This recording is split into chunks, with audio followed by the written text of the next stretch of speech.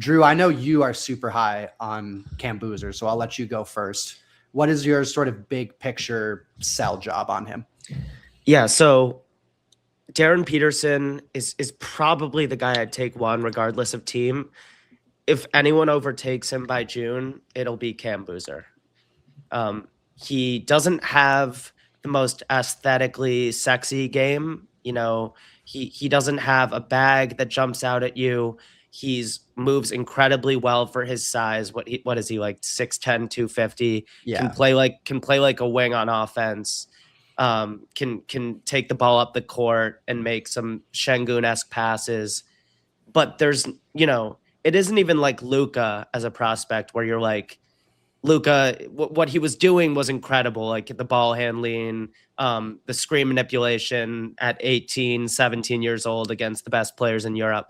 Like there aren't those eye-popping moments with Cam Boozer. It's more just like take the entire sample. The dude is an absolute freight train, and he produces at historic levels.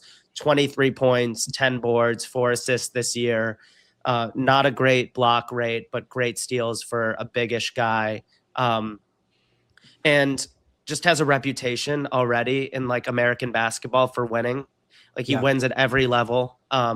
And he shows up to Duke and looks like, a 4-year senior. Again, like Darren Peterson, but even more with Boozer. Like you'd watch this guy and be like, surely this is a 25-year-old vet. The way that he controls games and stays calm and knows himself and doesn't try to play outside of his specific athleticism.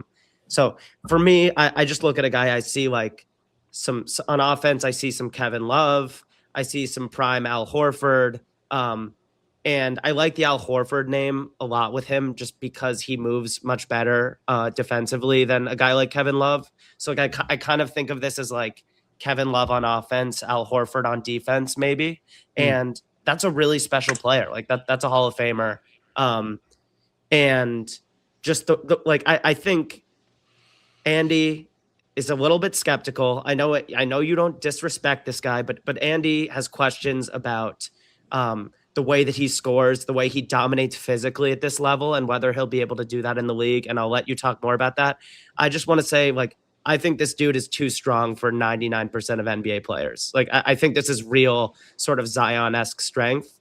I think the shoulder bumps, the seals, the quick spins into soft finishes, like, I think a lot of this stuff is going to translate. I mentioned that he's a sick passer.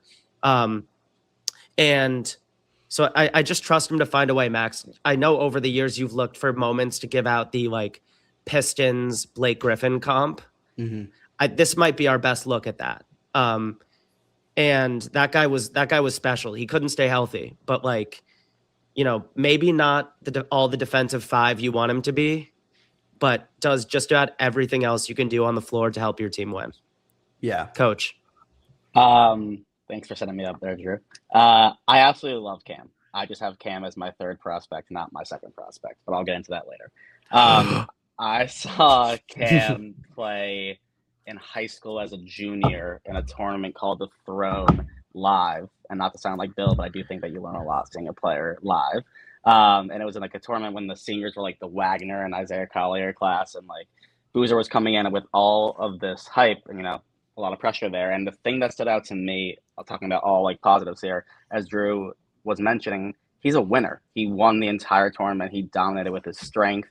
But what impressed me the most was that he dominated with his basketball IQ. Like, he is as smart as it gets on both ends of the floor. He always finds a way to be in the right spot offensively too, whether it be around the rim, whether it be rolling to the rim, or either playmaking out of ball screens too.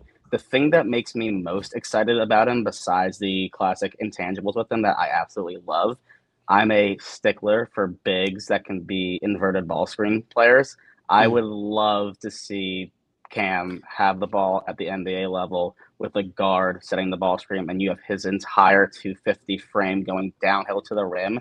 And I think he's a elite passer, 4.1 assists per game right now. Just had a 19 and 12 game tonight in the win against Boston College. Like, seeing that kind of skill set going downhill at the next level, I am a little wary about the strength, at the next level, would that be his most, intangible skill set there.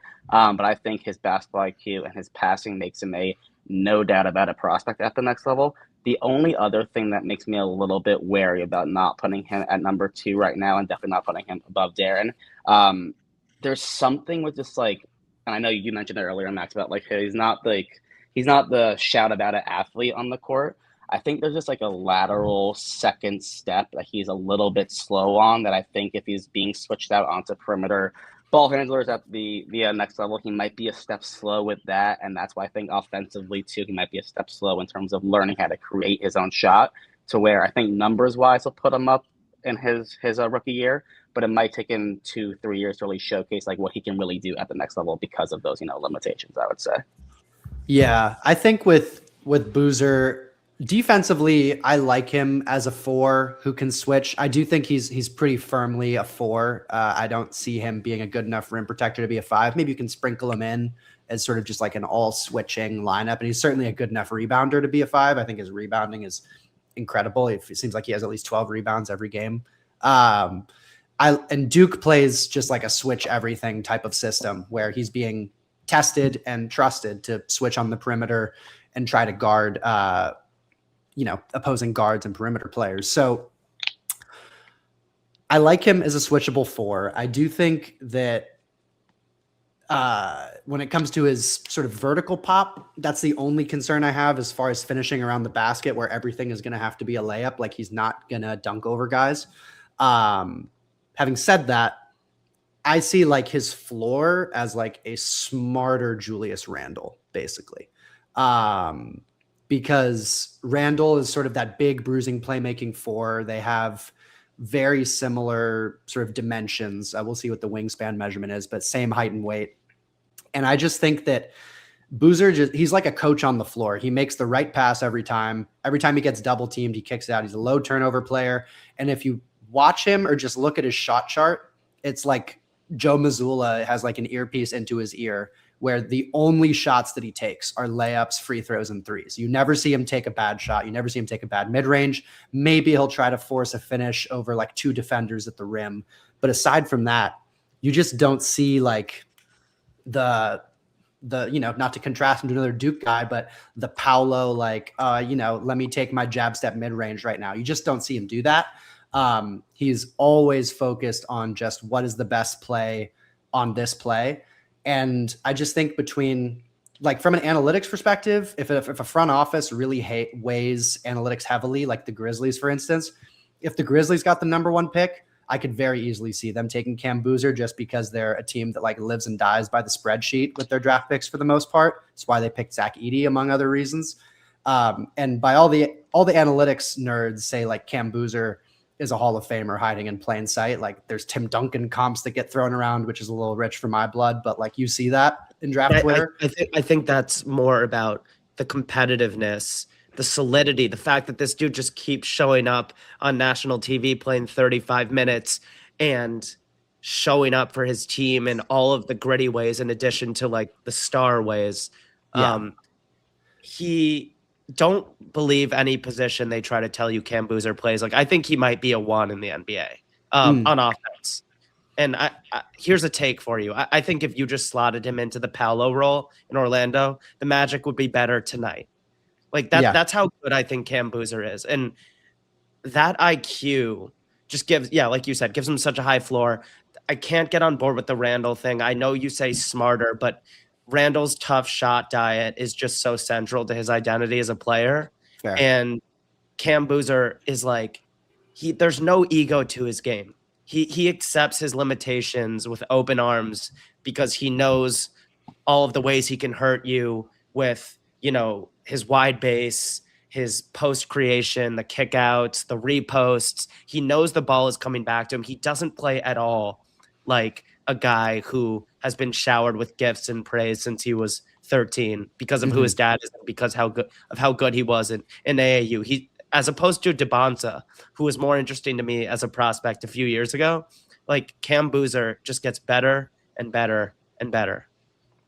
Yeah. And shout out Carlos Boozer for raising 2 just guys that play the right way, between Cam and then his brother Caden, who plays for Duke as well. And maybe he'll come out this year, maybe he'll be a next year prospect. But both of them just absolutely play the right way. And for the record, Randall's not my favorite comp for Boozer. I like the Love comp the best. So I agree with you there. I do think he's got some. I was trying to think of like power forwards who were. I know you like Pistons Blake. I know you didn't have that one. I love that. Pistons Blake is good, although Pistons Blake shot a lot of mid-rangers, which Boozer's not going to do. But I do love the playmaking sort of more ground-bound four. That's I'm a sucker for a Pistons Blake comp. Ironically, also gave it to Paolo Banchero. And by the way, we've talked a lot in the last couple of years about teams going bigger in certain matchups and loving the too big look. You know, the Jared Allen Mobley, the Chet Hartenstein looks. There are also teams that continue to lean small. And there are a lot of wins to be stolen in the regular season. The Bulls are about to play with Jalen Smith as their go-to center. The Grizzlies center as of right now is Santi Aldama. Cam Boozer is going to put a few of these fives who should be fours in the grave. And I hope he can add a little bit of nuance to the scoring game because coach is right. There are limitations to the ways he gets 23 in college. He will have to adjust. Certain finishes just won't be in the cards against NBA defensive anchors. And I just trust him to figure it out. Yeah. And the last thing I wanted to say real quick is I love the Pau Gasol comp for Cam Boozer. Just like a little bit shorter Pau Gasol. Comp Tourette's. Coach, go. I was just going to mention one more thing. It's ironic on the night. Tonight he shot 0 free throws in the game. But never mind. He's down to 7 on my board. He does average 7.1 attempts from the line per game and shoots 76%. He's gonna get fouled a lot at the next level. Physicality. And he makes them right now at a really good clip, and I can see that getting into the mid 80s for a guy like him too. So that's what makes me really excited about him as well. I guarantee you that the Thunder War Room has raised the question behind closed doors in noise canceling room. Do we just package 7 picks we've got for Cam Boozer and say, sorry, Sorber, don't hate the player, hate the knee, and let Hardenstein walk and just let Chet play next to Cam Boozer for a few years? It's a perfect combo. Him and Star in Washington, sort of same vibe, perfect combo. And Cam, you could slot Cam into 30 teams. Yeah. Only other things to mention with him, which we sort of touched on, but we should emphasize, is he's an elite steals guy. His defensive hands are awesome. And the other piece of the analytics with him beyond his efficiency and shot selection is he's going to generate a ton of extra possessions through steals and offensive rebounds. I haven't gone through all the prospects in this class, but he's one of the better steals guys and one of the better rebounding guys. And the modern NBA we're seeing with teams like the Rockets, the Knicks, some of these teams that just really rely on pounding the glass, he's going to be very helpful for teams that are trying to do that. So that's the last note I wanted to hit on with him.